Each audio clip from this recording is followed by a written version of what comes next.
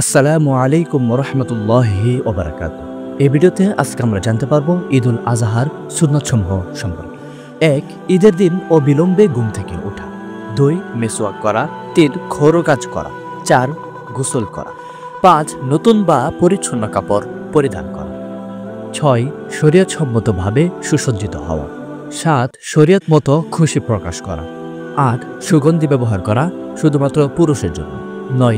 ঈদগাহে যাওয়ার পূর্বে কোনো কিছু না খাওয়া এবং ঈদের নামাজের পর নিজ কুরবানির গোশত দ্বারা অনাহারে বঙ্গন করা, এটা মুস্তাহাব। ১০. সকাল সকাল ঈদগাহে যাওয়া। ১১. ঈদগাহে এক রাস্তা দিয়ে যাওয়া এবং অন্য রাস্তা দিয়ে ফিরে আসা। ১২.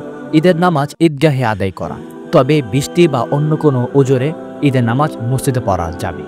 ৪. উচ্চ সুরে এ তাকবীরে তাশরিক বলতে বলতে ঈদগাহে যাওয়া।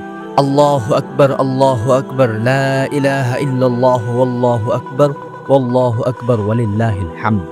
উল্লেখ্য, ঈদের নামাজ ছাড়াও ৯ জিলহজ ফজর থেকে ১৩ জিলহজ আসর পর্যন্ত মোট ২৩ ওয়াক্ত নামাজের পর প্রত্যেক বালিগ পুরুষ, মহিলা, মুকিম, মুসাফির জামাতের সাথে নামাজ পড়ুক বা একাকী নামাজ পড়ুক, প্রত্যেকের উপর এ তাকবীরে তাশরিক একবার পাঠ করা ওয়াজিব। আল্লাহ পাক রব্বুল আলামিন আমাদের সকলকেই আমল করার তৌফিক দান করুন। আমিন ইয়া রাব্বাল আলামিন।